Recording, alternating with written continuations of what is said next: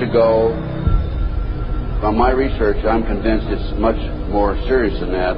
It's more than a loose-knit network. It is a conspiracy. In 1784, a copy of this document was sent to the Illuminist Weishaupt and delegated to foment the French Revolution. Mean the Illuminati was responsible for the French Revolution? Yes, absolutely. The courier was struck dead by lightning as he rode through Ratisbon on his way from Frankfurt to Paris. What about a little divine intervention there, huh?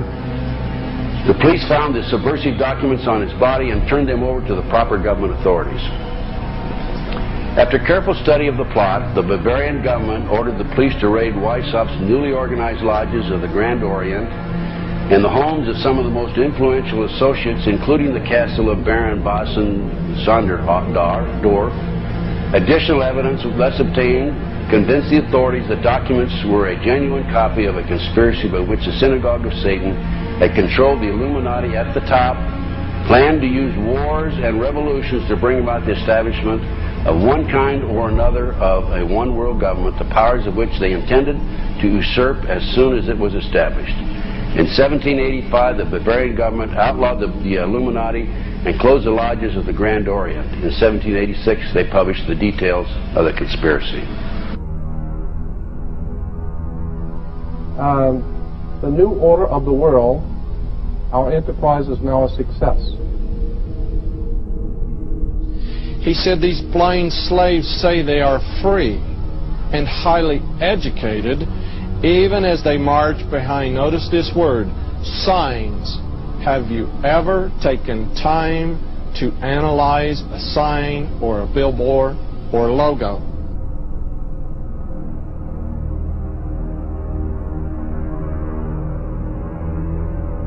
We'll start up here. In 1784, an act of God placed the Bavarian government in possession of evidence which proved the existence of the continuing Luciferian conspiracy. This explains the previous 9 pages, goes into it in detail. We don't have time to do it completely. Conspiracy. Adam Weishaupt, a Jesuit-trained professor of canon law, defected from Christianity and embraced the Luciferian ideology while teaching at Ingolstadt University. In 1770, the money lenders who had recently organized the House of Rothschild retained him to revise and modernize the age-old protocols designed to give the Synagogue of Satan ultimate world domination so they can impose the Luciferian ideology upon what remains of the human race after the final social cataclysm by use of satanic despotism. Weishaupt completed his task on May the 1st, 1776. It's a communist holiday, isn't it? May 1, 1776. The plan required the destruction of all existing governments and religions. In 1776, Weishaupt organized the Illuminati to put the plot into execution. The word Illuminati is derived from Lucifer and means holders of the light.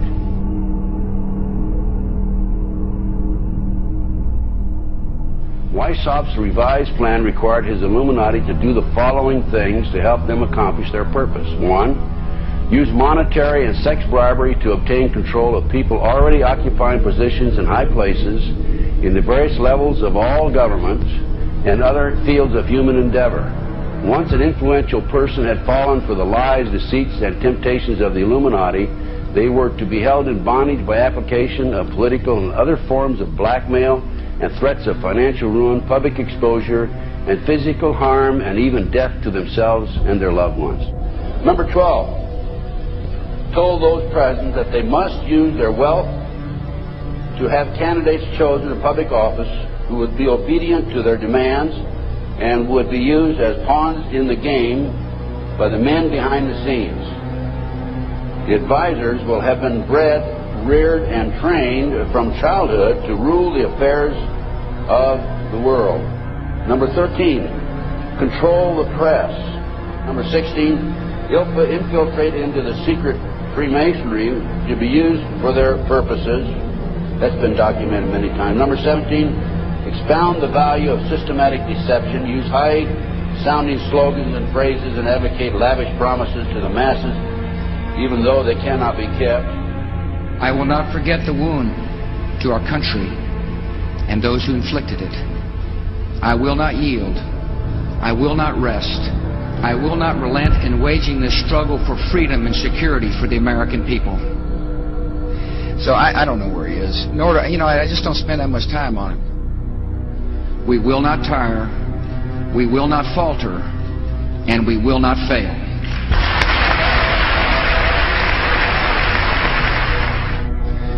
Terror is bigger than one person. And I remember he was telling me how how you're gonna see soldiers looking in caves for people in Afghanistan and Pakistan and all these places, and there's gonna be this war on terror, which is no real enemy. Who knows if he's hiding in some cave or not? We hadn't heard from him in a long time. Operation Northwoods, the plan called for innocent people to be shot on American streets. This is the Pentagon. For boats carrying refugees fleeing Cuba to be sunk on the high seas. For a wave of violent terrorism to be launched in Washington, D.C., Miami, and elsewhere. People would be framed for bombings they did not commit. Planes would be hijacked using phony evidence, all of which would be blamed on Castro to justify an invasion of Cuba 40 years ago. An aircraft at Elgin Air Force Base would be painted and numbered as an exact duplicate for a civil registered aircraft belonging to a CIA proprietary organization in the Miami area. At a designate time, the duplicate would be substituted for the actual civil aircraft and would be loaded with selected passengers, all boarded under carefully prepared aliases. The actual registered aircraft would be converted into a drone, remote-controlled plane, their word for it. Takeoff times of the drone aircraft and the actual aircraft would be scheduled to allow a rendezvous south of Florida. I mean, he's been tested unlike any other president. This 9/11.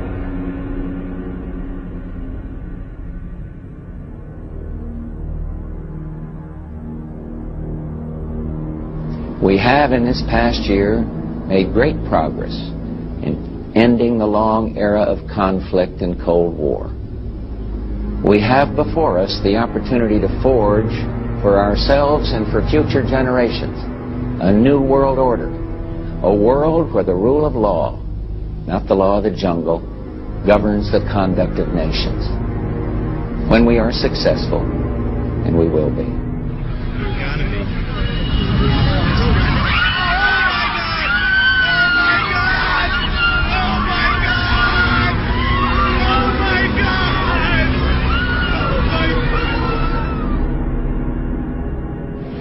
He argued that the use of any and all means to reach their final goal was justified on the grounds that the ruler who governed by the moral code was not a skilled politician because he left himself vulnerable and is in unsuitable position to his throne. He said those who wish to rule must have recourse to cunning and to make-believe because great national qualities like frankness and honesty are vices in politics.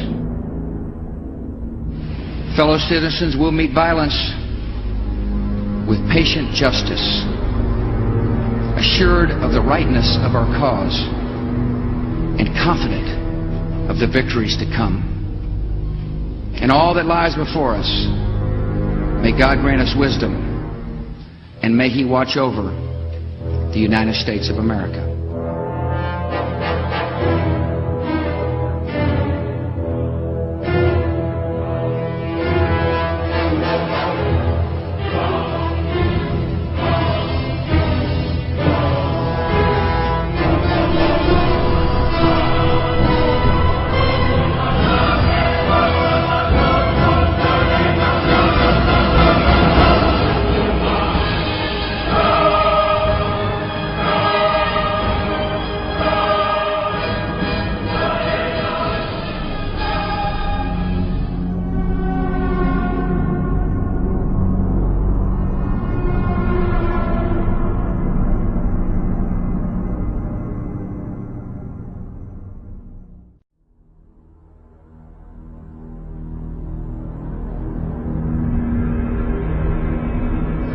banking corporation was liquidated by the U.S. government, and Prescott Bush received $1.5 million for his holdings in his Nazi business, and that was the beginning of the Bush family fortune for all intents and purposes.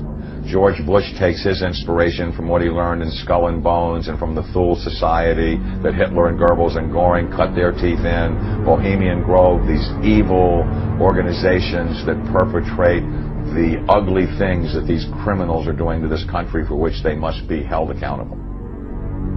They are the most violent, dirtiest people on the face of the earth. Somewhere Americans are going to have to take their country back and start finding out who are these people.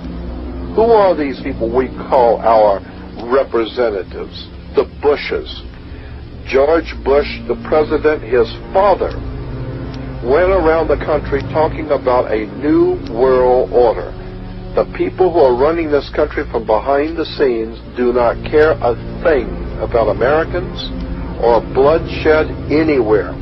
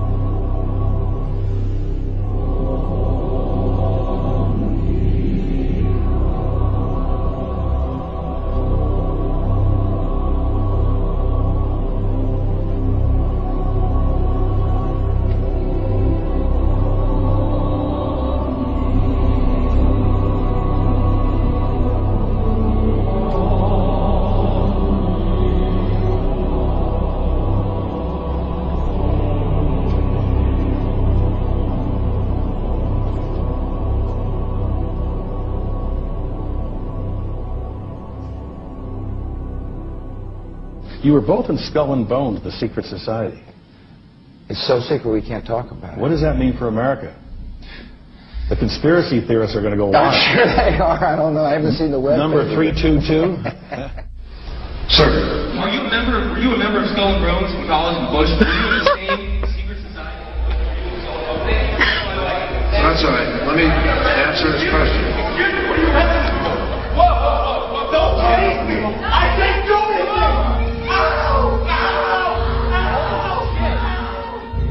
And what you're looking at here, staggeringly, is a group of people, some of the most famous people in America, in long gowns.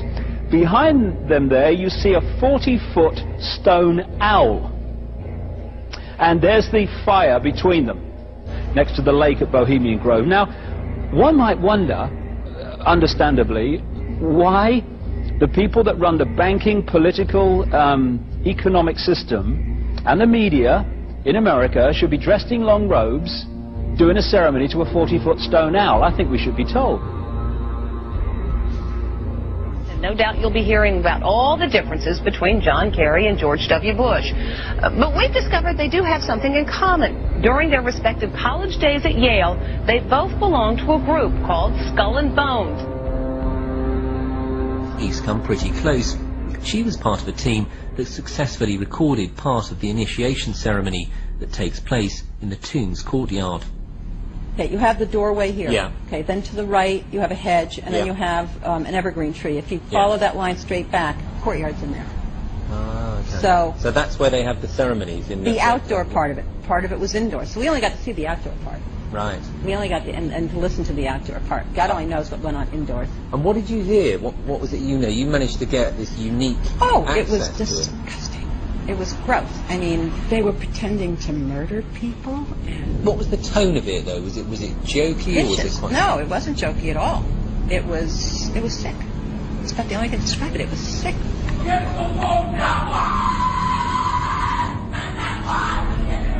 What you're hearing is the first recording ever made of the Skull and Bones initiation ceremony.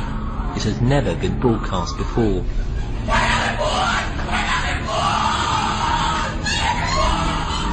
15 new members of the club are being introduced into the macabre rituals of Skull and Bones by the senior students who are about to graduate. The club has what some might see as a strange fascination with death, skulls and bones. There's the chance, too, Difficult to hear first of all, but including the devil equals death, and death equals death.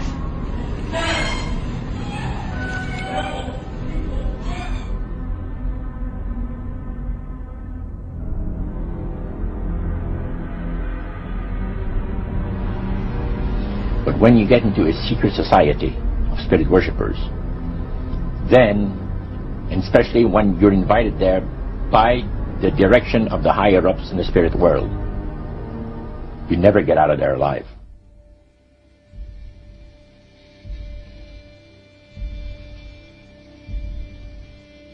And he told us, he says, look, we worship spirits. We worship Lucifer and all his angels. They're just as beautiful as they did before they were cast out of heaven. He says there was a misunderstanding in the whole thing. He said among the inhabitants of the galaxies. And he says our master was misunderstood.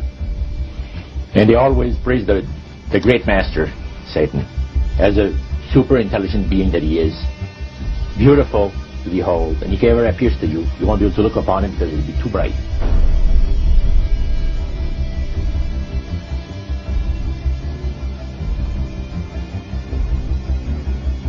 What had Herbert Hoover, Art Linkletter, Jack London, and Richard Nixon all had in common? Well, they've all been members of the exclusive all-male Bohemian Club in California, where every year at this time the elite from around the country get together for 2.5 weeks of fun and games. Among its members are businessmen like Leonard Firestone and Edgar Kaiser, and political figures like Gerald Ford, Henry Kissinger, William French Smith, and George Shultz. President Reagan, Vice President Bush, and Defense Secretary Weinberger are members of other camps. Richard Nixon is a Bohemian, and so are high-ranking executives of such companies as Eastern Airlines, Standard Oil of Indiana, and Bank of America. Privacy is one of the Grove's most cherished virtues. Members may not photograph, record, speak, or write about activities at the retreat. While many public officials are Grove members, the press is a distinctly unwelcome guest. We're from ABC News. Well, get back there. Get back there. Can we talk to somebody in the... Get back there. You see, for over 120-plus years in Northern California, in Sonoma County, on a 2,700-acre secluded redwood grove, leaders from around the world, prime ministers, chancellors, presidents, governors, again, the heads of industry, banking, academia, the media, Hollywood, travel there to engage in bizarre, ancient Canaanite, Luciferian, Babylon mystery religion ceremonies. We were inside 4 hours. That's only one day out of the 2 weeks that they meet there for the admitted Summer Fire Festival of the Bohemian Club.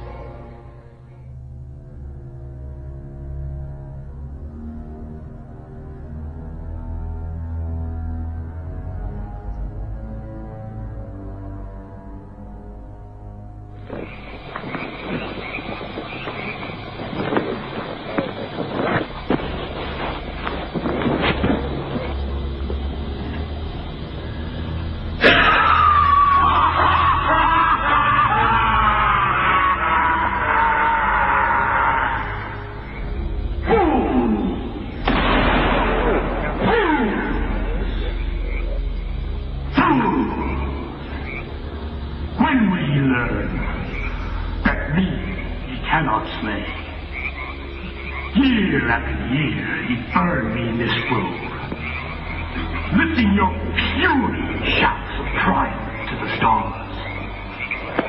But when again he turned your faces to the marketplace, do ye not find me waiting as of old? Fools! Fools! Fools to dream ye conquer care! Thou mocking spirit, it is not all a dream. We know thou waitest for us, year after year, within this happy grove. Our fellowship bans thee for a space. Thy malevolence which would pursue us here has lost its power under these friendly trees. So shall we burn thee once again this night, and flames that eat thine effigy, we shall read the sign, Midsummer sets us free. You shall burn me once again.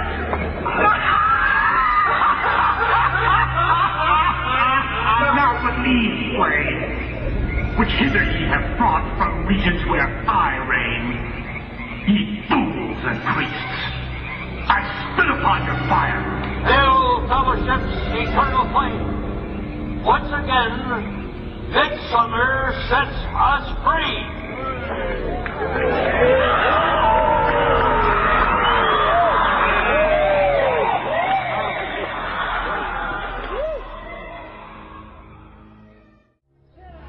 The Bohemian Club, as you say, the Bohemian Club, that's where all those rich Republicans go up and stand naked against redwood trees, right? I've never been to the Bohemian Club, but you ought to go. It'd be good for you. Get some fresh air.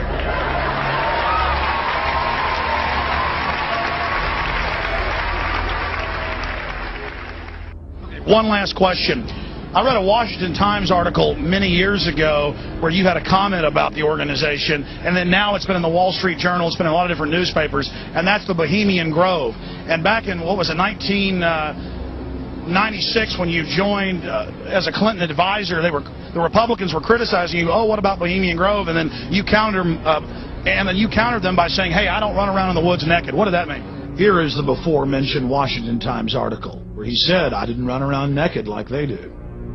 I don't know what quote you're referring to. I'm not aware of any quote like that. Listen, I am a happy member of the Bohemian Grove. I like the folks who come there, and it's really inappropriate for me to talk about the group beyond that. Thank you. Have you been there for the ceremony with the cremation of care? Frankly, I don't think that's something I need to talk to you about. Really? That's right. Well, I'm Alex Jones, and I snuck in there in 2000. I'm the guy that blew it wide open and got the video. It's been on national TV. Well, I disrespect you for that. You do? I do. But there's a lot of big public officials going in there. Don't we deserve to know? I don't know anything about you, and I don't know anything about your film. But if you go in there with an understanding, you violated that understanding by releasing that film, and I don't respect you for that. Really? But we have public officials. I'm sorry. You took an understanding when you went in there that you would not do that film. And did you have an understanding when you went in there? No. Did you crash it? Yes. Yeah, and it has no trespassing signs there too, doesn't it? No, they put them up after. Oh, I'm sorry. Just walked in. I'm sorry, sir. I've been there before. I know what the circumstances are, and I'm sorry you violated the understandings. That was not a gentlemanly thing to do. But what about the ritual? Is the ritual genuinely?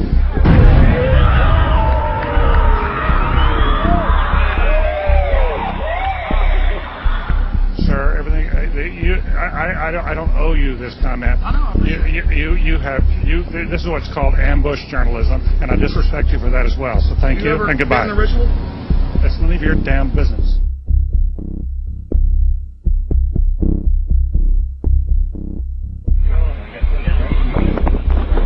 Wow. Great son of all mortal wisdom, owl of Bohemia, we beseech thee, grant us thy counsel.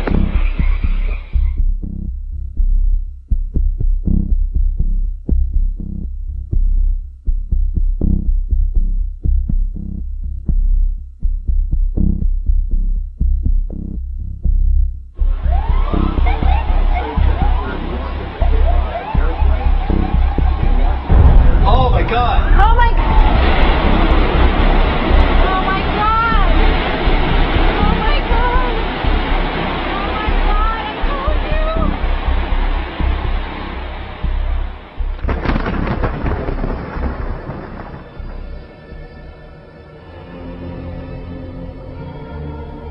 you. Today our nation saw evil, the very worst of human nature.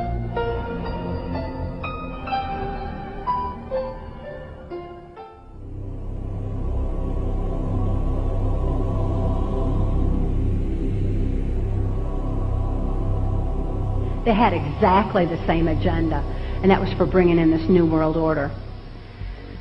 I heard George Bush talking at that time. He was talking to Bill Clinton, and I've since photographically recorded it and wrote it verbatim in our book. That when the American people became disillusioned with Republicans leading them into the New World Order, that Bill Clinton, as a Democrat, was going to be put into the office of president. This was decided in 1984. Actually, I'd heard about it even prior to that. But that, as of 1984, they were already discussing it as an absolute fact. The CIA is carrying out mind control on countless numbers of unwitting American victims. And he even went so far as to say the basic methods that they use in this mind control: hypnosis, drugs, and torture. Three parts policy that they had adopted there. The second one was to find a way of being able to get total control of people's minds. And that would be done by taking hypnotism out of the realm of the occult and introduce it as a new science for the benefit of mankind.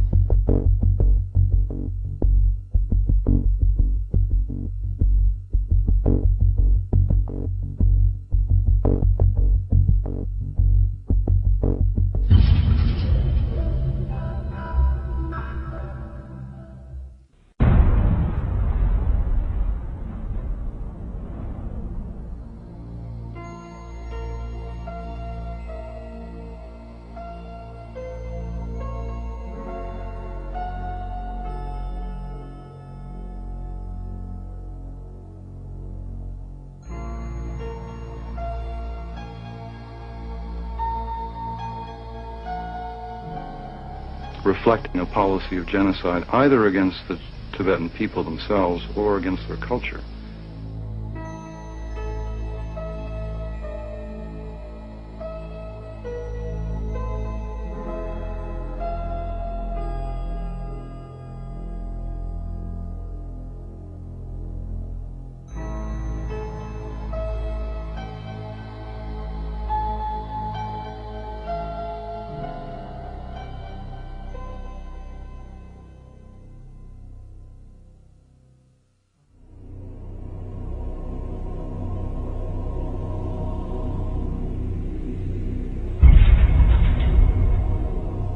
Once I realized I had met an honest, genuine, high-level Freemason who told me there were 13 levels of Freemason above the 33rd degree, and that these people were God. There was no God, they were God. So I asked them about their plans to kill people, and they said, yes, there are too many people on the planet. We need to get rid of several billion, and war doesn't seem to work, so we're going to use disease and starvation.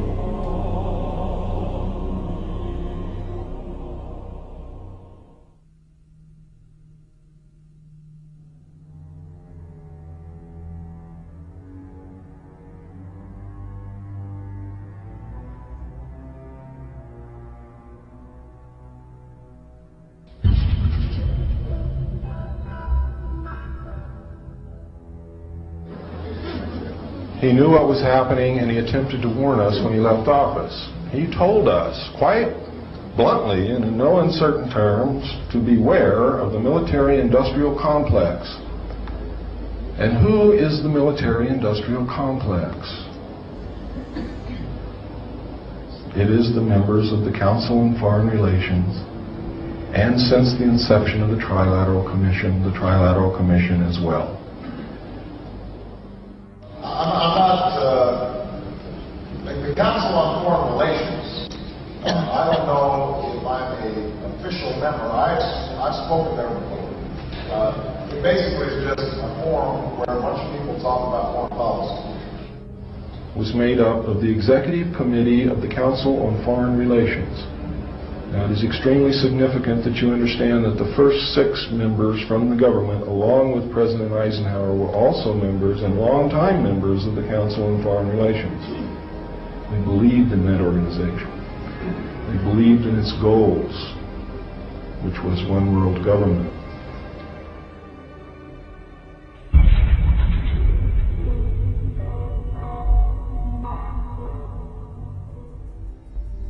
Number 15, create industrial depression and financial panic, unemployment, hunger, shortage of food. Use this to control the masses or the mobs, and use the mobs to wipe out all those who dare to stand in the way. Well, I'll tell you right now, every expert I've talked to is talking about food shortage. And it's coming, I'm convinced. what were they, because I'd never seen anything like that. And his statement was that if he told me, I would be one of few people in Madison, Georgia that knew about them. And he says they're disposable coffins. They were stacked, he told me, 15 high.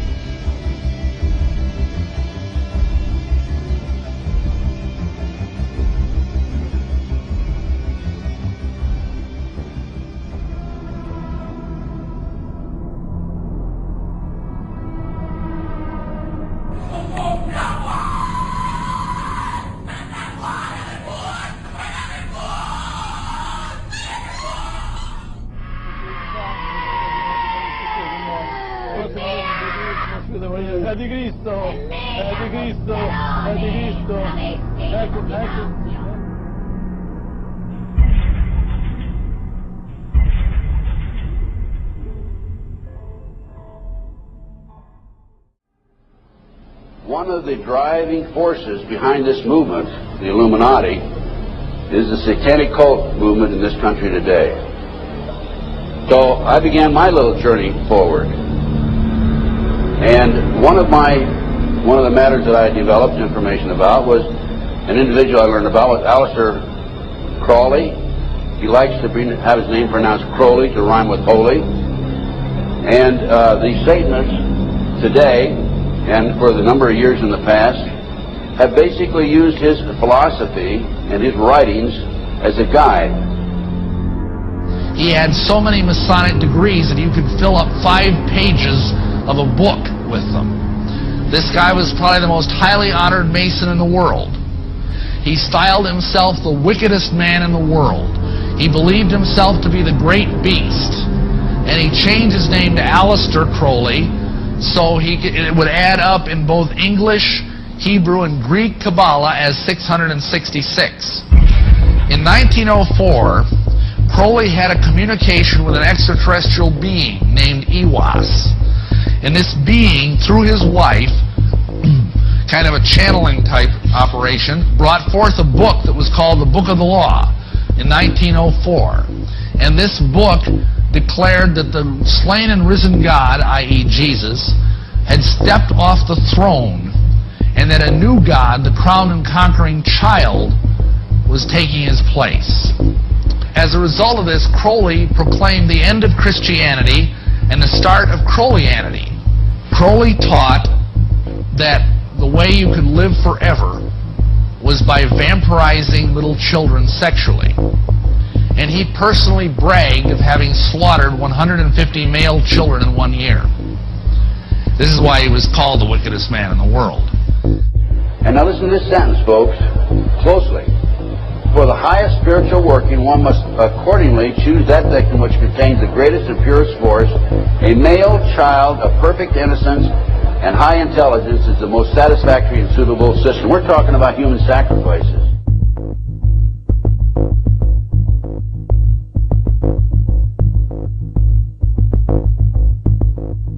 And they'd also drug them up, and they'd take a sacrificial knife and they'd start from the chest and move all the way down to your abdomen.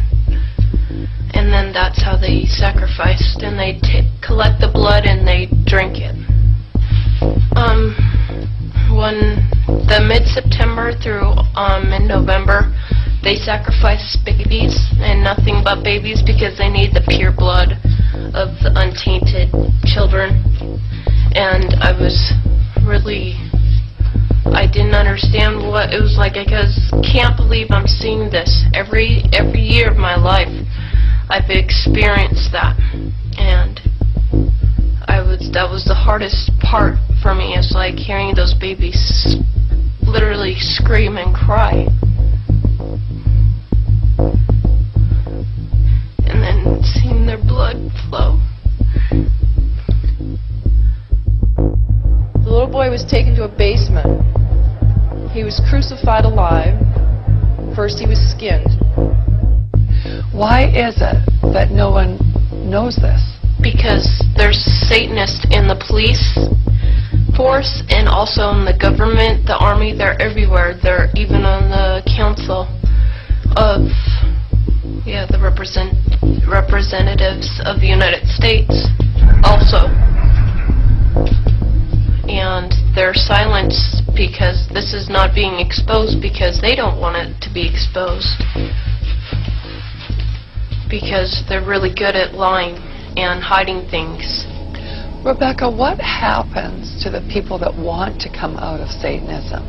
They get killed. They get followed, they get taken, they get sacrificed in front of the congregation of the Satanic Church. Why? Because they know too much information about the Satanists and who their names and places of where they keep the people underground, and they just know too much information. It's like being in a gang or in a mafia. You don't get out alive without consequences.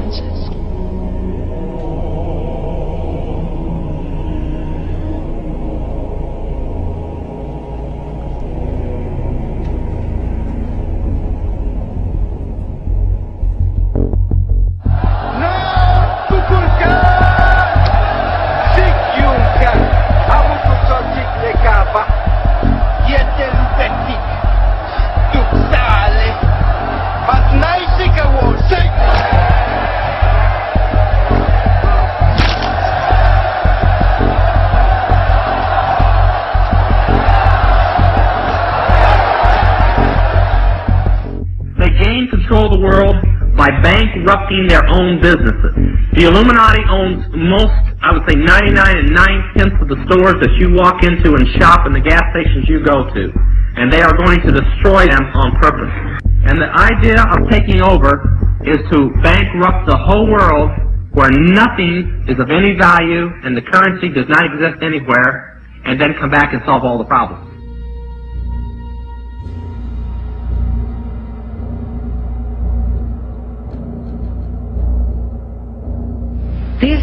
These guys who are manipulating my mind and programming me for mind control purposes claimed, and these criminals in control of our country as well, claimed to be gods, demons, and aliens in order that I feel totally helpless, in order that I felt like they were beyond my realm to affect.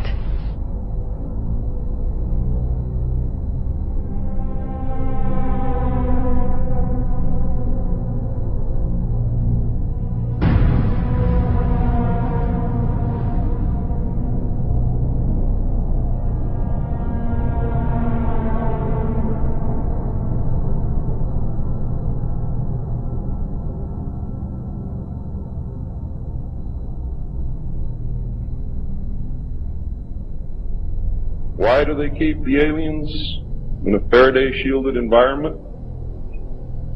Because they have a tendency to disappear right through walls. And if you can prevent the transmission of electromagnetic energy, you can stop them from doing it. Then the medium said, we have a very special surprise tonight for you people. A spirit will manifest itself openly here in a few minutes. And right through the wall. Now, the lights weren't terribly bright, but they were like living room lights. A couple of floor lamps, and maybe some of these. And that translucent being seemed to come right out of the wall. How did you feel right at that moment? It's almost like my heart stopped a little bit. You know, very weird feeling. So it was a lady in a beautiful evening gown, swirling. And she said to Mary, my dear sister, you are so wonderful to have asked for me.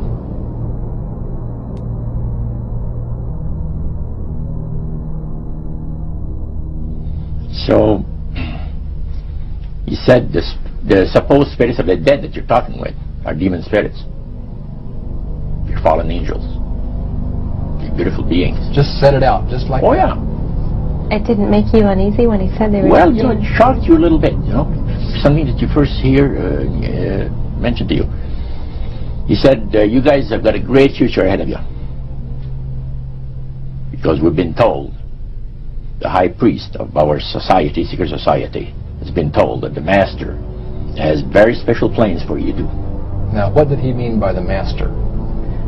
Satan. She said that she was made successful in her singing career by a dear friend of hers that was the same age as she, and died when she was 18 years of age. And Loretta was trying to get into the singing world, you know, but she says, I had no success at all. Until one night I was sitting in bed reading a book, and she says, who walks right through the wall but my friend, the spirit of my friend? And she says, Loretta, I'm going to make you a very famous person in singing Western country music, and I will be with you all the time. She said her voice went through me, the power. See, and you saw this in a television documentary? Yeah. This was, I believe, 1976 it took place. Now, the priest explained that when people believe in this business, they are actually opening themselves to be completely deceived by demon spirits, because it gives the demon spirits an opportunity to impersonate the dead. See? And for people to believe their lies. Isaiah 14 and 11 even speaks of vials being built into his body. Vials are pipes. The Piper's calling you to join him. The Illuminati doesn't produce rock music to entertain you. They don't produce rock music to make money. They don't need that money. They own everything anyway. They do it to put demonic influence in your life.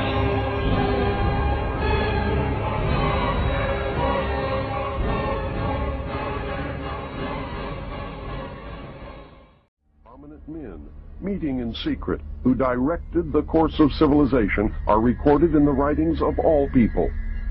The oldest is the Brotherhood of the Snake, also called the Brotherhood of the Dragon, and it still exists under many different names. The Brotherhood of the Snake is devoted to guarding the secrets of the ages and to the recognition of Lucifer as the one and only true God. If you do not believe in God, Lucifer, or Satan, you must understand that there are great masses of people who do, and their beliefs and actions based upon those beliefs will affect me. The important fact to remember is that the leaders of both the right and the left are a small, hard core of men who have been and still are Illuminists or members of the Brotherhood. They may have been or may be members of the Christian or Jewish religion, but that is only to further their own ends. They are and always have been Luciferian and internationalist. They give allegiance to no particular nation, although they have used, on occasion, nationalism to further their causes. Their only concern is to gain greater economic and political power. The ultimate objective of the leaders of both groups is identical. They are determined to win for themselves undisputed control of the wealth, natural resources, and manpower of the entire planet. They intend to turn the world into their conception of a Luciferian totalitarian socialist state. In the process, they will eliminate all Christians, Jews, and atheists. You have just learned one, but only one, of the great mysteries. But now it had to change. Lucifer says we have to make sure that people, humans, get to believe that Satan and his angels do not really exist.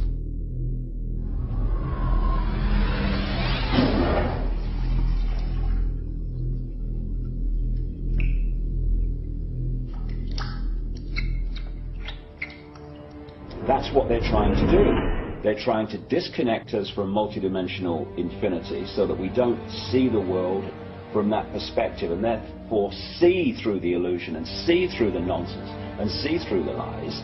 And then once they've disconnected people, they then program this lower level of our consciousness with a reality that suits them.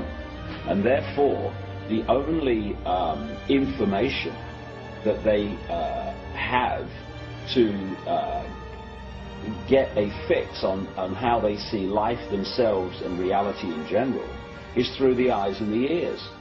And who controls that? The Illuminati control that. They're trying to disconnect us from multidimensional infinities, and then once they've disconnected people, they then program this lower level of our consciousness with a reality that suits them. If there's a reality out there pertaining to any alien influence, we need to sort out the government misinformation and disinformation and mind manipulation techniques that they're using. I know for a fact that the plan is to make all of us feel totally helpless, that what's happening is beyond our realm to affect because we've been taken over by aliens, that our Independence Day is dawning. So beware of that. Understand that those criminals have been keeping information and technology from us under their blanket of national security. They are 25 years ahead of us at least. They're way ahead. So when they say, it's aliens, and they show us some incredible technology, don't fall into the trap of feeling totally helpless, that this is beyond our realm to affect. Superstition begins where knowledge leaves off. And they have been keeping knowledge from us for a long time. People have all kinds of belief systems. And I'm sure each and every one of you has various and different belief systems as well. I'm not saying that there's no such thing as aliens. That would be foolish of me to even say anything like that at all. But what I am saying is that it was my experience that these were people claiming to be aliens. Some people in this world who are about to destroy the sovereignty of nations, take away our Bill of Rights. The UFO thing is integrally tied into this in some way. I'm not exactly sure how, but if extraterrestrials are real, then they're controlling everything, believe me. If they're not real, they're being used as a threat from without to scare people into coming into this one world global unity of humanity in order to face that external threat. And in the process, we're going to lose. The ordinary man will lose. You need to understand, disinformation is deliberate deceit to hide other things. And so there's so much of that. And some of it is surprisingly well-sponsored disinformation. I'm going to sum up this talk and mention an overview of the alien agenda. The alien agenda is really decimate the planet, to take the remaining human subjects as slaves, and the aliens would use this planet for their own means. My question I'd like to ask is this. If the aliens have a 1,200 IQ, can speak all these languages, and are so powerful, what prevents them from just taking over? Well, it's a good question. We are an alien species to them, and our germs have a tendency to kill them. They're also a dying race, and they're in far worse condition than anybody with the worst case of terminal cancer. They are in need of us to some degree. And some of it is surprisingly well-sponsored disinformation. So I think my question is actually to Clifford Stone. You said that you had seen aliens on a craft that had crashed. I wondered if you could describe what they looked like. I could, but it would probably take a whole lot of time. The reason I state that, when I got out in 1989, we had cataloged 57 different species. You have individuals that look very much like you and myself that could walk among us and you wouldn't even notice the difference. The situation is that you have various types of what we normally call grays. We didn't call them grays in the military, but you had at least 3 types of the grays. You had some that were much taller than we were. The unique thing that I'd like to point out for the most part is that the entities that we did catalog were in fact humanoid. Now this created a situation where the scientific community was trying to figure out why that would be the case, because you would expect that if life evolved on other planets, that they would take on some type of other beings, so to speak, not necessarily look humanoid or be bipedal such as we are. But apparently we got quite a few of the species out there that are humanoid in appearance, and that creates a question that yet has to be answered by science.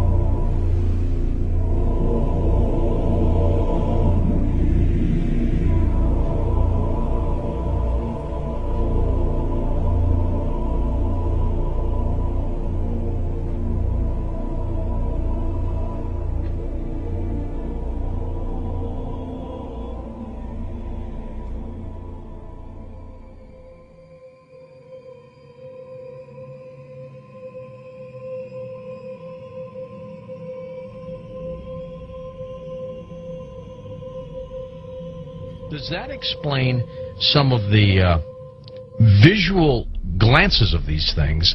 They seem to just simply disappear. They're gone. Exactly. I mean, they're appearing out of nowhere and then disappearing right in front of people, and that's why scientists who have no axes to grind, they just say that it doesn't make that much sense. And also, if they're just trying to observe us, to take account of what we're doing on Earth, I mean, after a while, after so many months or years or centuries, it kind of gets old. They either would take us over, or they've already discovered all the information they need to know about Earthlings, and so they're just going to take us over or make first contact and just sort of do what they need to do next. To endlessly observe us, it doesn't make any sense. It's something where, and also see if we have all these sightings, as you know much better than I do. Where are they landing? We don't see them getting out to get anything to drink or to eat. We don't see them. They've never tried to make contact with any large amount of people in a major city, and so this doesn't. And also all the endless medical procedures that the people who have claimed to have been abducted. Why the endless medical procedures? I mean, if we're talking about such an advanced race of alien beings, they don't need to do that over and over and over again. Interesting perspective. Let's talk about some of the facts out there of evidence that may support your conclusion that the UFOs are spiritual phenomena, not physical, like so many other people also believe. What can we pinpoint again? Well, Well, again, it's something where you cannot have a material or a physical being penetrating the ground, penetrating the water, appearing in front of people, then disappearing instantly, and then also changing colors, sometimes only when they're accelerating, with every color in the spectrum has been reported. Many UFOs coming and making one UFO breaking apart and then going into multiple UFOs. It doesn't make sense. And then not only just that, but to get into the fact of how far they're traveling and the speeds that they would have to travel, and just the other problems with cosmic dust and traveling at the speed of light, and then running into those bits of cosmic dust, the explosions that would be created, the amount of energy that would be consumed in traveling from these distances. Just all those kinds of things really scream out that you're dealing with a spiritual phenomenon, not a material or physical phenomenon.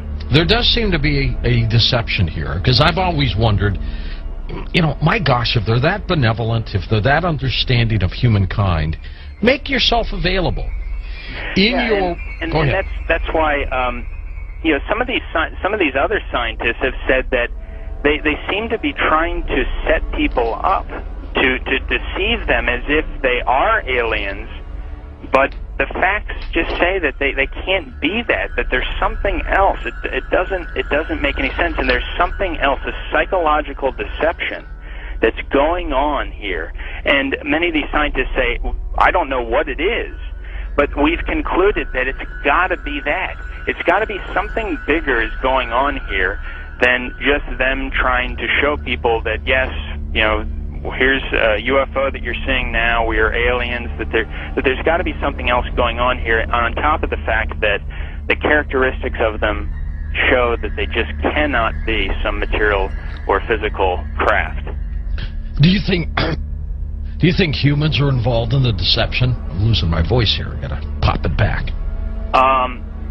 As far as I think there have been deliberate hoaxes that have been perpetrated, and it's an interesting statement. I mean, there are many that could be quoted, but Gordon Creighton, who I know you know of him, probably, who died in 2003, he made this statement in the British journal Flying Saucer Review.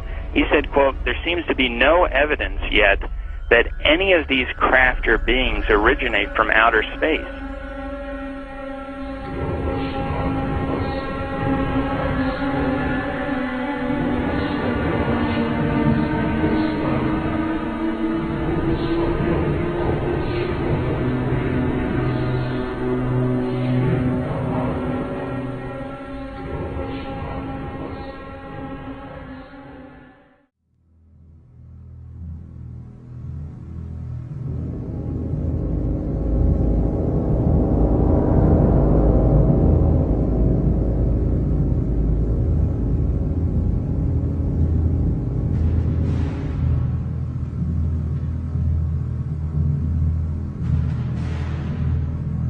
They appear to have the ability to materialize and dematerialize without a trace. One of the great mysteries of the UFOs isn't seeing them, is trying to figure out where are they when you don't see them. Some people say, well, they're from another galaxy. Most physicists will debunk that for lots of reasons. They seem to pose that way, but for lots of, if they came, if there are that many coming from another galaxy, you think you'd sense the traffic. We'll come to that with some more reasonable explanations, and you're going to discover the two top researchers in the last century, really, is Jacques Vallée, France, and J. Allen Hynek, the American. Now, J. Allen Hynek was head of astronomy at Cornell, and he set out to debunk this nonsense about UFOs, and he became one of the most ardent, competent, balanced researchers in the trade. J. Allen Hynek, he died a few years ago. Both of these respected researchers came to the conclusion that they're not intergalactic for lots of physics. There are a lot of physics rebuttals to that conjecture. They both argued that these things are demonic. Their term. They've written many, many books. You can check them out. These are not religious people. They're not people with any kind of personal agenda. But they came to the conclusion that these things, on the one hand, And by the way, we take for granted that we strip away the nonsense and the hoaxes, set that aside. There's tens of thousands of files you have to wallow through. When you cut through all that, there's still a core group, a substantial core group of real events that need explanation. And so on the one hand, they exhibit physical properties on the one hand. On the other hand, they also violate all physical laws. And so the conclusion that both J. Allen Hynek and Jacques Vallée and others have come to is that they're hyperdimensional, that somehow they come from another dimension periodically.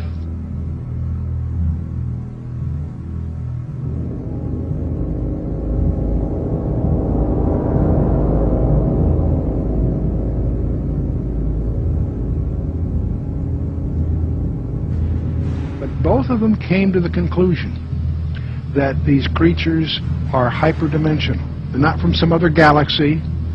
They also both concluded they're hostile because they pretend to be something they're not.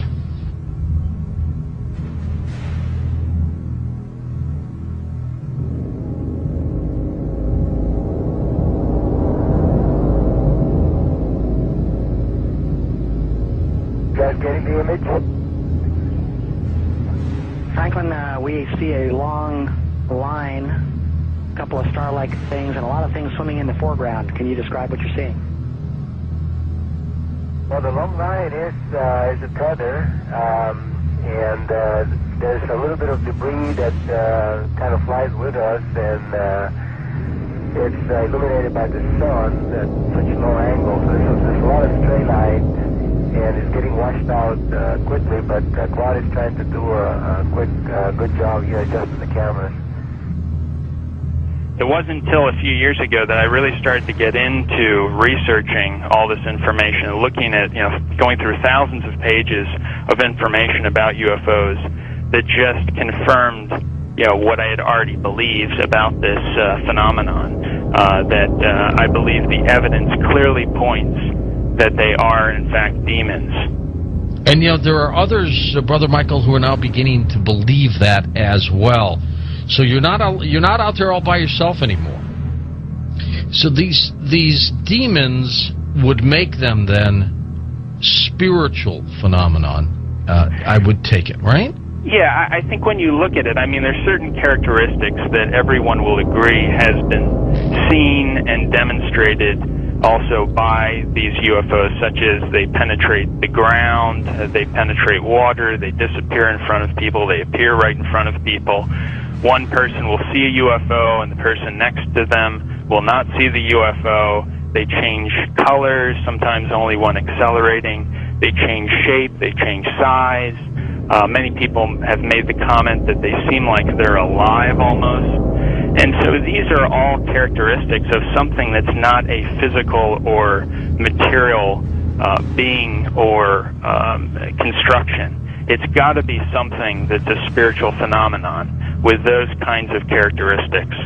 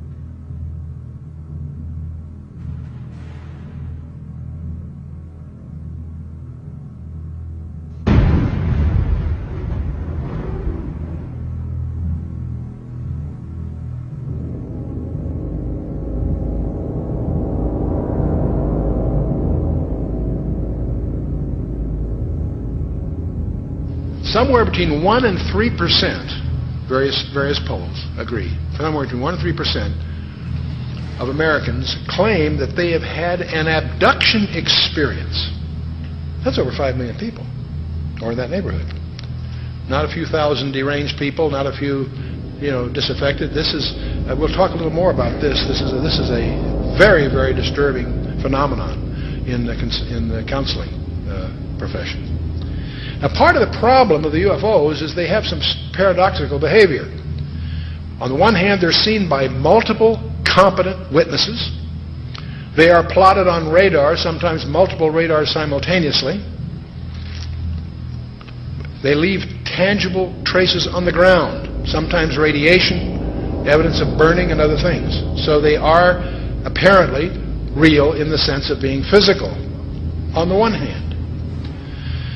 There are photographs. Sometimes they show up on photographs, sometimes they don't. But here's the problem. While they seem to be tangible on the one hand, they exhibit behavior that can't possibly be physical. They can go in excess of 6,000 miles per hour without sonic booms. What on earth does that mean? I'd like to know how they do that trick. They've been plotted making right-angle turns at over 16,000 miles an hour. That defies the laws of physics. That's perhaps the most disturbing thing of all. They appear to have the ability to materialize and dematerialize without a trace. In his book, Secrets of the UFOs, ufologist Don Elkins made the following observation. I have found that some people can achieve the contact phenomenon simply by being hypnotized, and the same general message permeates over 90% of the millions of words received by thousands of people around the world. No one knows what hypnosis is. No one knows what goes on in the mind. It's an altered state of consciousness like yogis and witch doctors have been practicing. It loosens the normal connection between your spirit and your brain, and of course if the hypnotist can control you, make all kinds of suggestions, make you think things are happening that are not happening, make you think you have powers that you don't, experiences that you haven't, even implant memories. Other beings, if there are other minds out there, they could also do the same thing.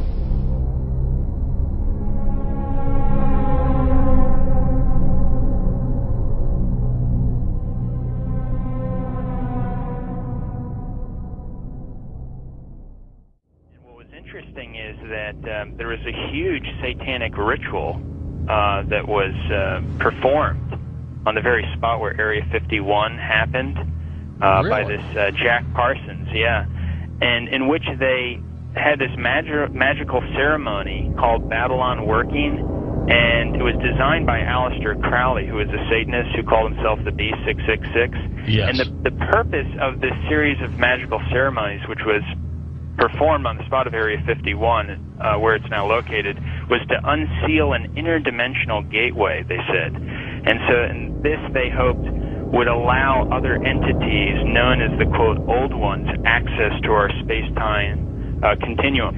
And this witness said that he saw Jack Parsons rip a hole in space-time there, and he said that something evil flew in. And one other interesting point is that Aleister Crowley, who was a Satanist, who called himself the B666, as I just mentioned, he claimed to have contact with some kind of alien named Lamb. And this Lamb, he drew a picture of this alien that he was in contact, receiving messages from this being. And the picture that he drew of this alien, it's a striking resemblance to the common gray ET drawing.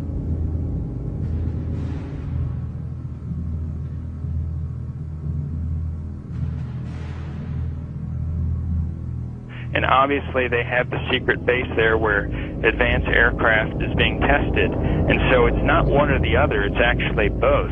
And what's interesting is this fellow Jack Parsons, who was the main person involved in the satanic ritual, he was involved in creating some of the most advanced technological stuff that we have right now in rocket propulsion systems.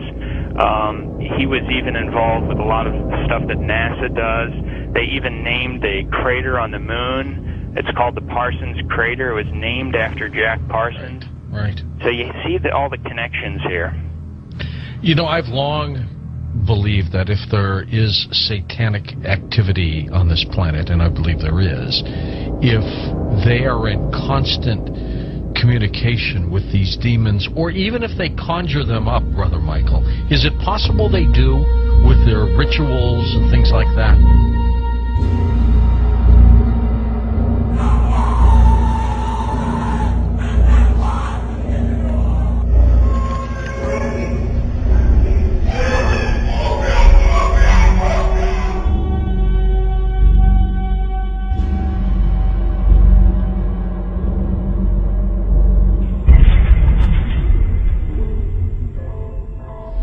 The chief advisor to Queen Elizabeth I, Sir John Dee, he was a Kabbalistic black magician.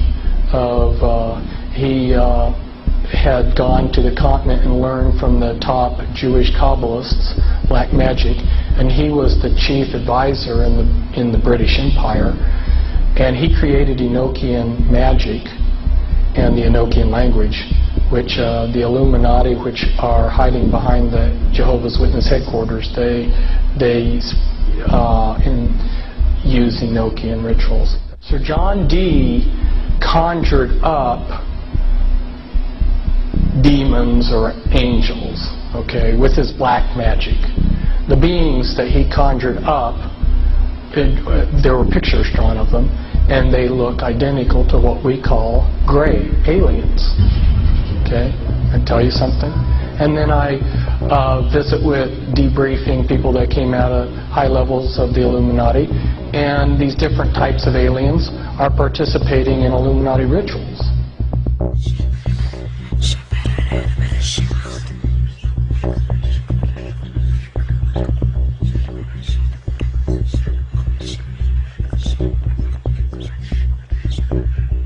Oh man, I don't know where to start. They're gonna they'll triangulate on this position really soon. You can't spend a lot of time on the phone, so give us something quick. Okay, okay, what we're thinking of as aliens are they're extra dimensional beings that an earlier precursor of the space program made contact with. They are not what they claim to be. They have infiltrated a lot of aspects of the military establishment, particularly the Area 51. The disasters that are coming, the military, I'm sorry, the government knows about them, and there's a lot of safe areas in this world that they could begin moving the population to now aren't.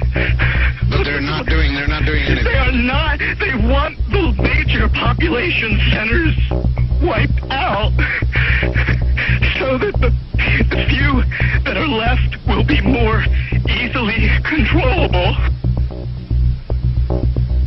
Discharge.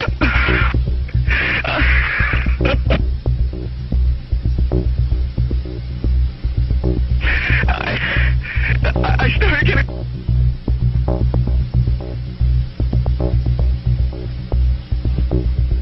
In some way, something knocked us off the air, and we're on a backup system now. It's the government, or... I don't know. It has to be something, though. Well, did you hear... Now, you tell me, because you were listening. That was awful strange. There was a really weird guy on the air when it went off? Yeah. Hello? You didn't disconnect me before, did you? Were you on earlier tonight?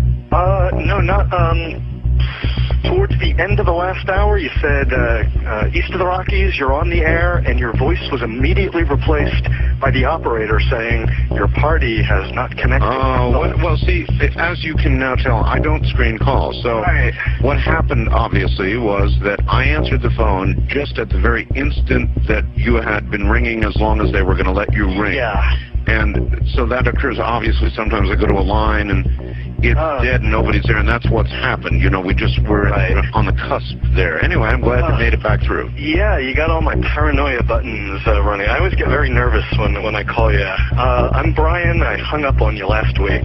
I see. And I just figured, damn the torpedoes, I'll just do this and let the chips fall where they will. All right. Everybody, I am the Area 51 caller. That's my statement, and let you or whatever tear it apart. You claim you're the Area 51 caller? I am the man. How do you account for the fact, Area 51 caller, okay, that part of the way through your spiel, the satellite went down? I have no idea, and it scared the heebie-jeebies out of me that night.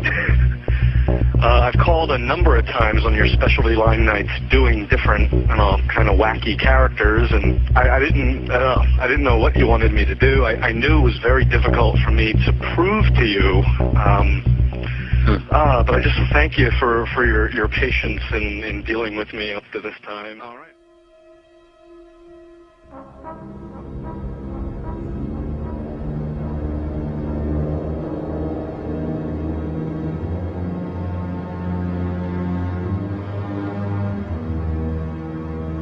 Perhaps we need some outside universal threat. I occasionally think how quickly our differences worldwide would vanish if we were facing an alien threat from outside this world. And yet, I ask you, is not an alien force already among us? What could be more alien to the universal aspirations of our peoples than war?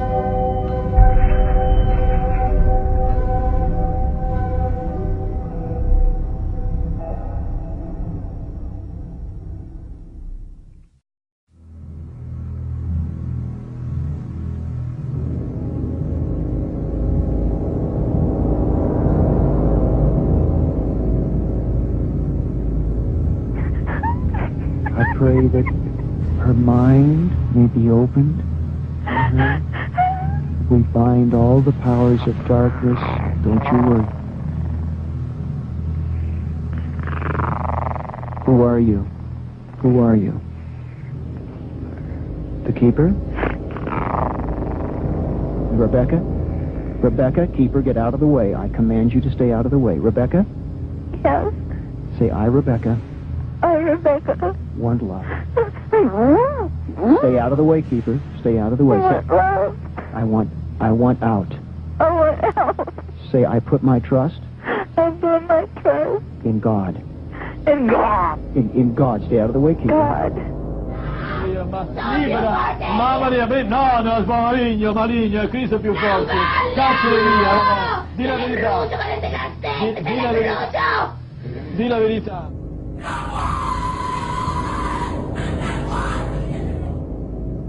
So what they're doing in effect is using the secret society network they've set up to manipulate these bodies into power, but in doing so they're putting themselves into power because they're controlling the mental and emotional processes of these vehicles.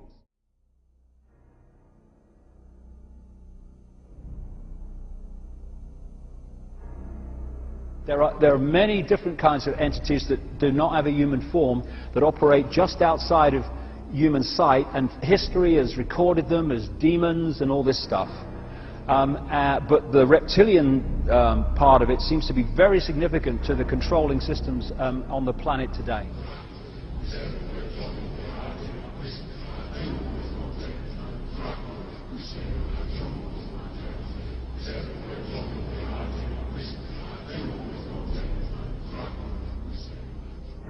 Today, there's a lot of genetic experiments and the Nephilim being created that are hybrids, and this is a very important part of what the Illuminati is doing. And they have been intermarrying with what the public calls aliens.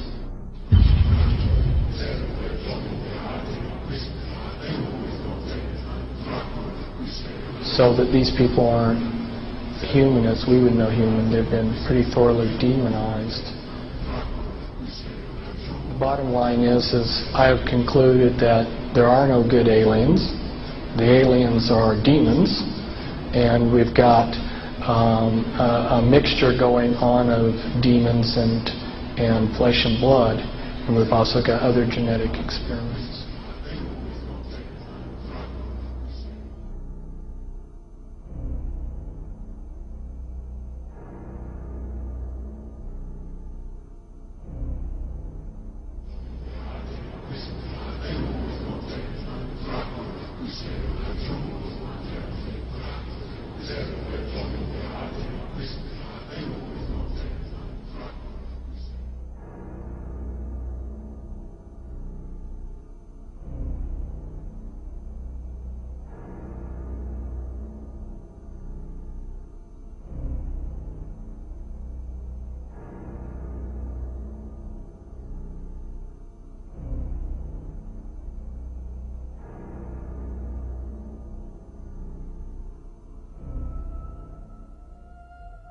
They have a vibrational sympathy with that which interbred with them.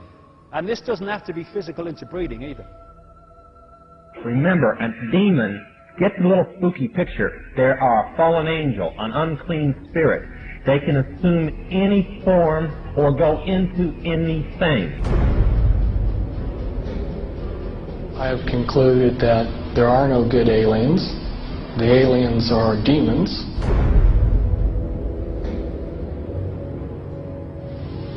We can establish through this testimony that these objects of extraterrestrial origin have been tracked on radar going thousands of miles per hour, stopping and making right-hand turns. That they use anti-gravity propulsion systems, which we have already figured out how they work. That extraterrestrial life forms have been retrieved, and their vehicles have been taken and studied thoroughly for at least 50 years.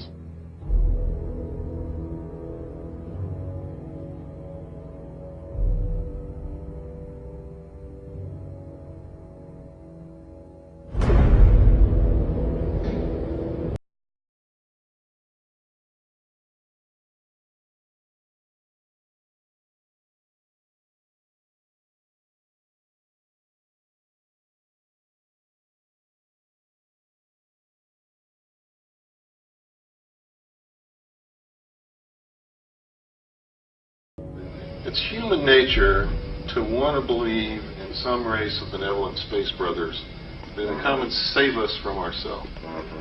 But it's not logical, and you can't make it work any way you look at it. This grand plan is going to take people are going to eat the stuff. Because it says spirits, demon spirits, will declare themselves to be inhabitants of far distant planets in the galaxies that are coming to warn the inhabitants of planet Earth of the impending destruction of the planet unless something seriously proper is done to avoid it.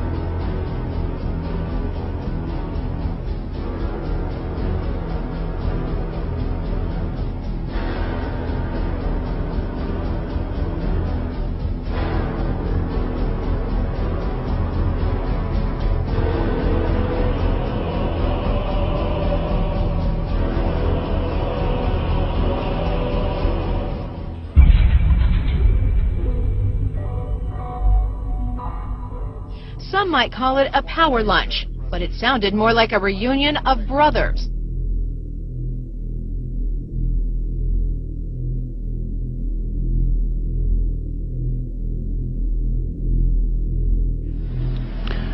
The Illuminati were to obtain control of the press and all other agencies which distribute information to the public. News and information was to be slanted so the Goyams would come to believe that a one world government is the only solution to our many and varied problems. Their plot, their plans, their conspiracy remains invisible. The whole agenda is to create a one world government where everybody has an RFID chip implanted in them. All money is to be in those chips, right? There'll be no more cash. And this is given me straight from Rockefeller himself. This is what they want to accomplish.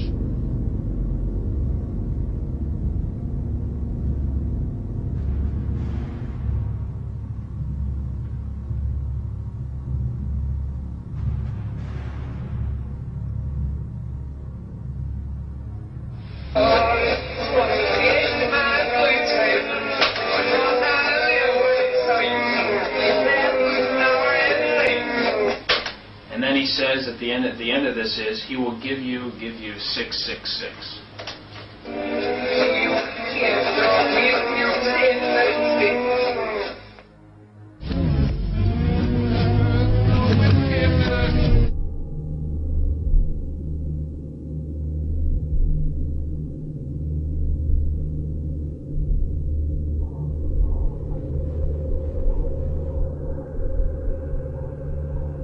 Behind them is a cult of evil, which seeks to harm the innocent and thrives on human suffering.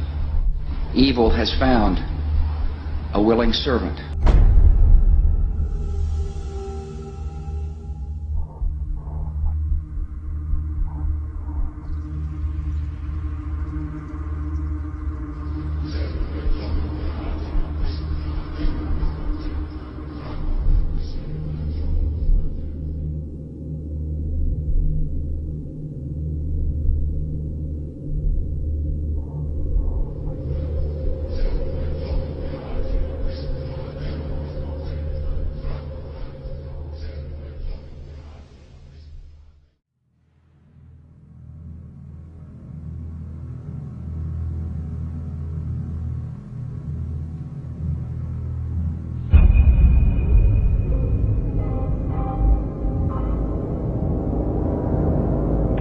So you make a list of hypotheses.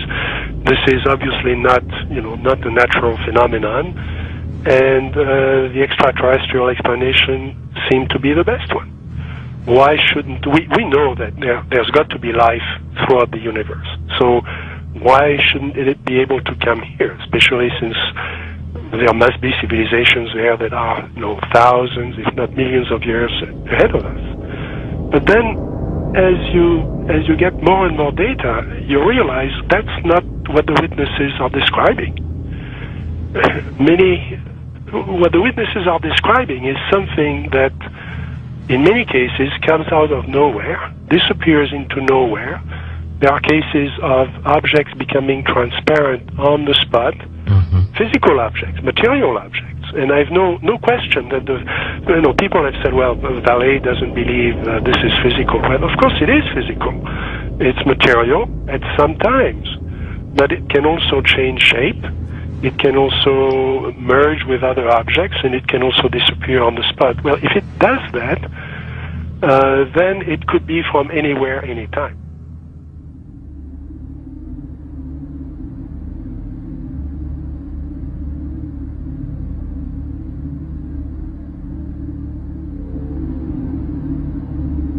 We always try to, to discredit the old legends, trying to say, no, these people were crazy, they thought everything was possible.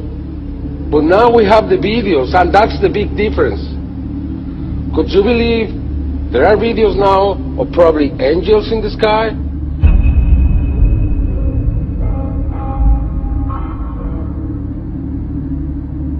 And then I started looking at some of the things that didn't fit. And one of the things that I had to ask is, when did this actually start? Every UFO book starts with, on June 24, 1947, Kenneth Arnold saw something about cranium and so on. Well, that's not really true. I mean, we have data from the 30s and the 20s and from 1896 and 1897 all over the United States, and then you can go back in history. And many people don't want to hear that. They want to hear that this is, if you follow the first level extraterrestrial theory, then ETs, discovered us when the atom bomb went off and they came here to study us. Well, that's not what the data says. So when did it start? And I found an enormous wealth of data going back to medieval times and even before. Of course, as you go back in history, you lose the cultural context, and it's harder to understand the data. But in medieval times, there were records, especially the records of the church, that were kept very, very carefully about strange phenomena. The skeptics are always saying, well, give us your best case and we'll take it apart. There is no such thing as one best case in any field. You have to look at an accumulation of cases and look for patterns, and then that's how the phenomenon reveals itself to you.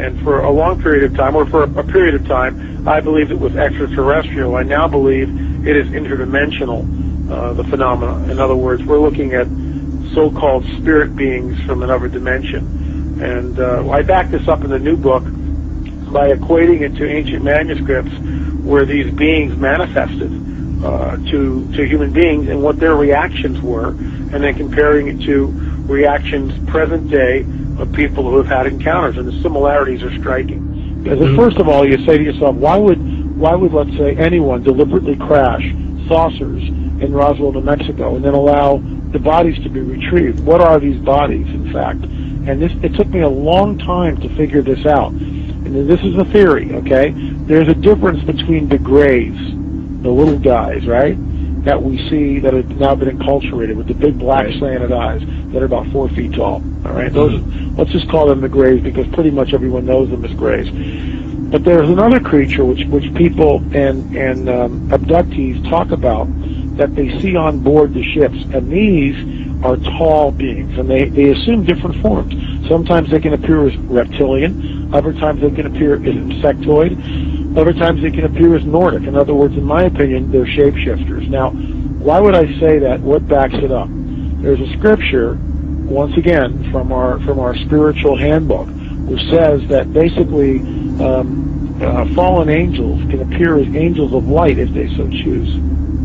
Okay. They can appear as angels of light if they so choose. That's a shapeshifter. But it shapeshifts. It can appear as whatever it wants to appear. Insectoid, reptilian. Who knows what the thing really looks like? In my opinion, it's probably a reptilian. Apparently there was some sort of a confrontation. There was some sort of a war between these beings. Sides were drawn up. And we're kind of like, we're almost like cannon fodder in a way. It's unseen war, which is happening in another dimension all around us that we don't see.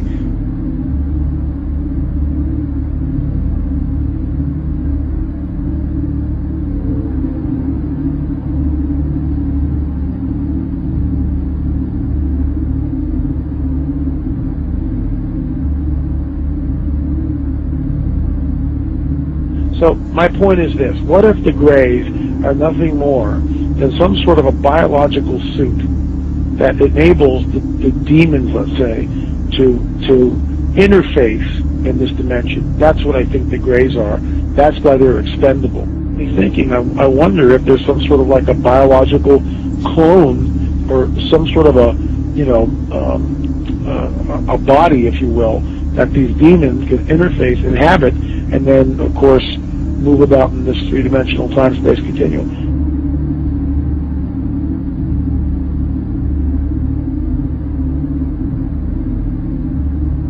When you go back and you read the Book of Enoch, which, by the way, is found on the Dead Sea Scrolls, it amplifies the mischief that these fallen angels got into in and around the time of Genesis 6, which is why it was a global flood, because the Nephilim were on the earth, and these guys were all over the Earth. And some of these skeletons that have been unearthed specifically in Turkey were over 30 feet tall.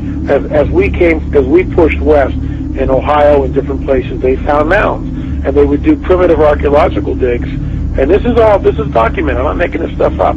They found skeletons, oftentimes, that reached over 9 feet in length, with 6 fingers, 6 toes, and red hair. Now, one of the great mysteries of the West is what happened to these giants. There was nearly 60 skeletons brought out of this cave, but today they're nowhere to be found.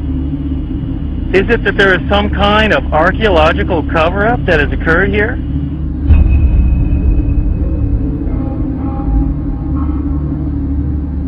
The main point is that that term is used of angels, fallen angels.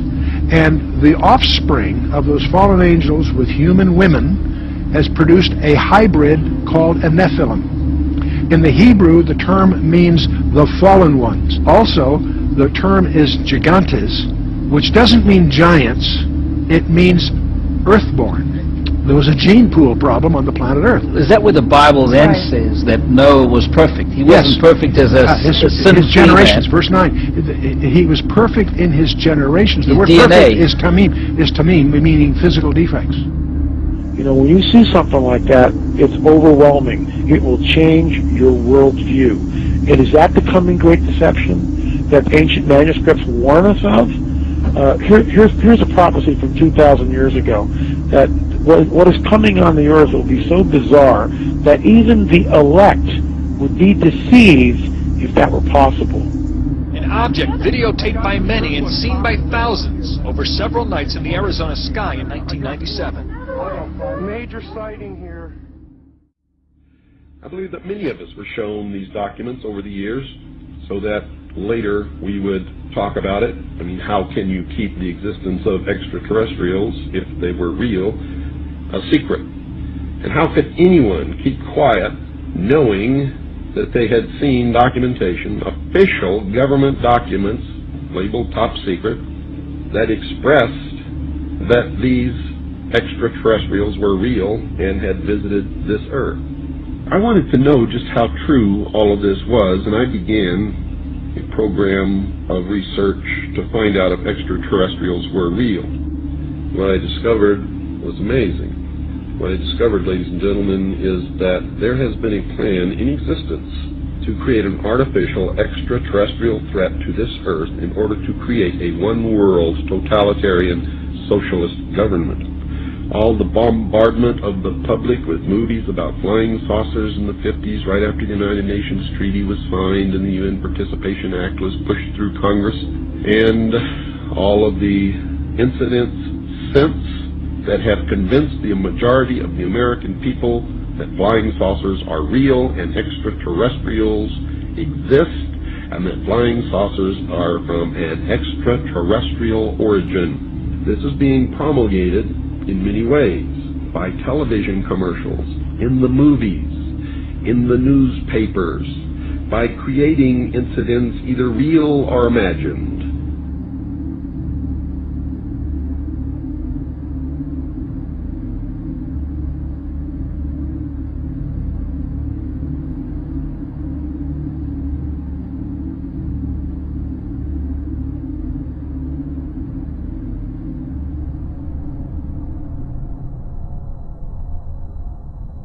I mean, how can a nuts and bolts spacecraft, you know, two objects that are supposed to be made of metallic steel, fly into each other at thousands of kilometers an hour, become one object and then fly off in another direction?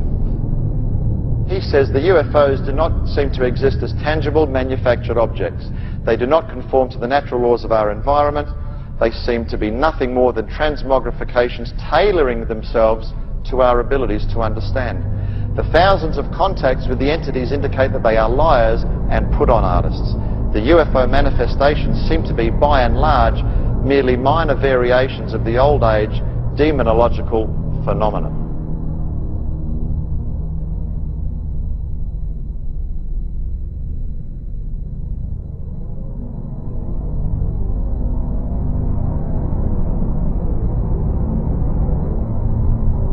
And again, the researchers will show you that the messages being received are deceptive in nature. They will tell you things like, well, you know, we've come from Venus or Mars in the 60s. That was the messages. Well, we now know that's impossible.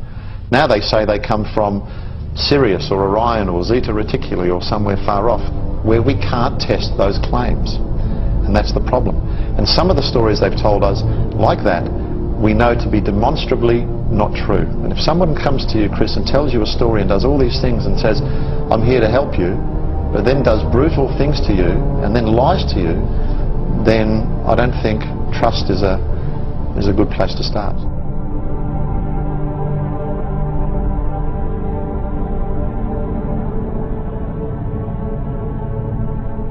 There is no evidence, I wish to emphasize, that these life forms from elsewhere are hostile towards us.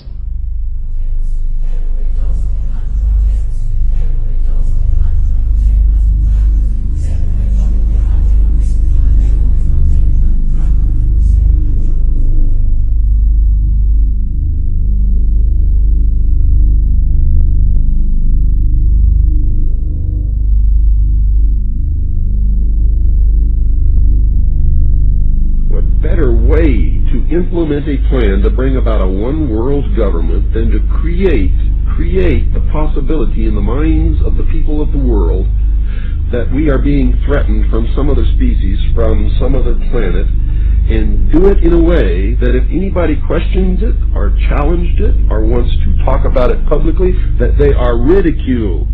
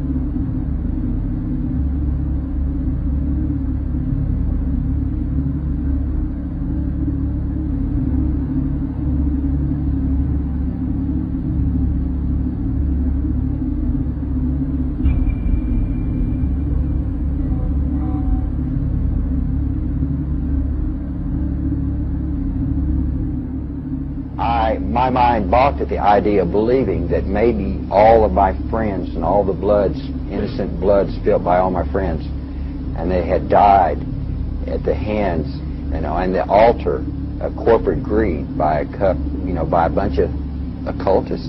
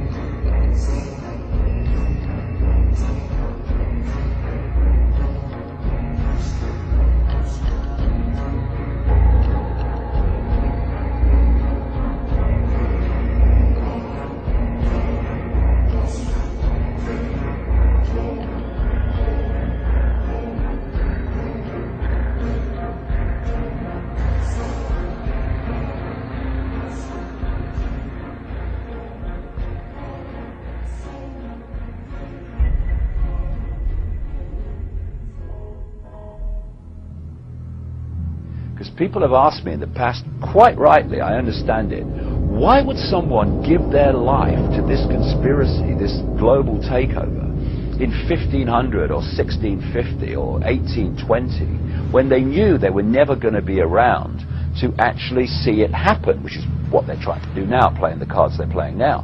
The answer to that is they were just vehicles. These entities are the common force passing through history.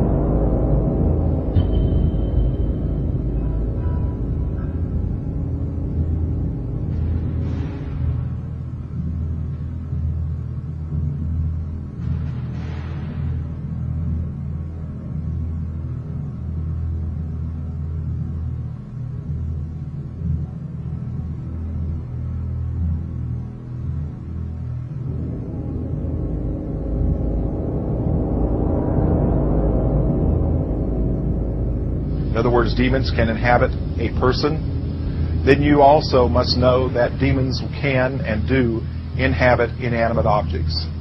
I've seen it happen over and over again.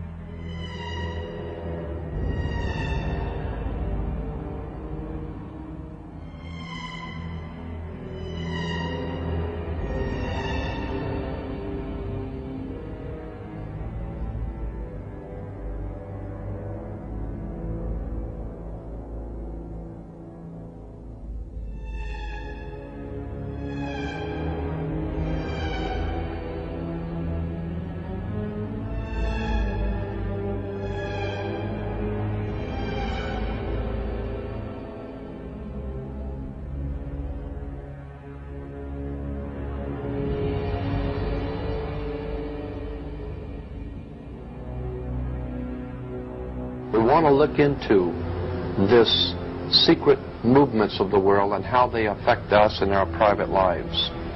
And we may not think they affect us on a private level, but they do. They affect your children in school. They affect what your children learn. They affect what you learn.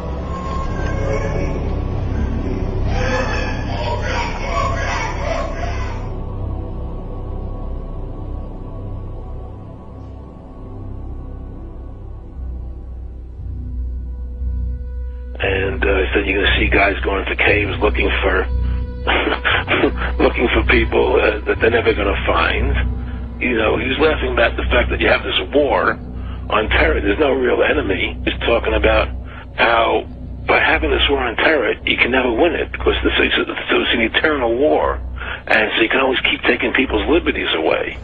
And I said, how are you going to convince people that this war is real? He said, but the media can convince everybody it's real. I mean, you know, it's just that you keep talking about things, you keep saying it over and over and over again, and eventually people believe it.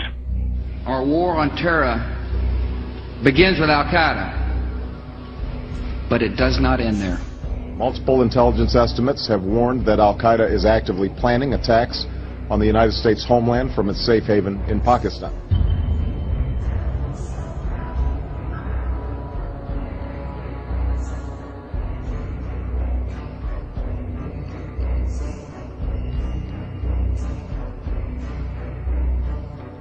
The last time you had an actual president was Kennedy. Ladies and gentlemen, the very word secrecy is repugnant in a free and open society. And we are, as a people, inherently and historically opposed to secret societies, to secret oaths, and to secret proceedings. Even today, there is little value in ensuring the survival of our nation if our traditions do not survive with it. And there is very grave danger, for we are opposed around the world by a monolithic and ruthless conspiracy that relies primarily on covert means for expanding its sphere of influence, on infiltration instead of invasion, on subversion instead of elections, on intimidation instead of free choice, on guerrillas by night instead of armies by day. It is a system which has conscripted vast human and material resources into the building of a tightly knit, highly efficient machine that combines military, diplomatic, intelligence, economic, scientific, and political operations. Its preparations are concealed, not published. Its mistakes are buried, not headlined. Its dissenters are silenced, not praised. No expenditure is questioned, no rumor is printed, no secret is revealed. But I am asking your help in the tremendous task of informing and alerting the American people.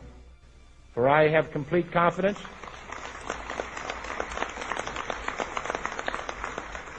in the response and dedication of our citizens whenever they are fully informed.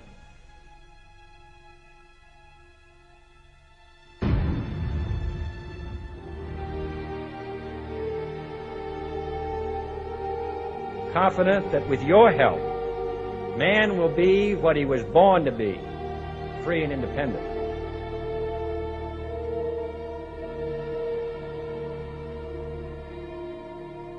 When we are successful, and we will be, And we will be.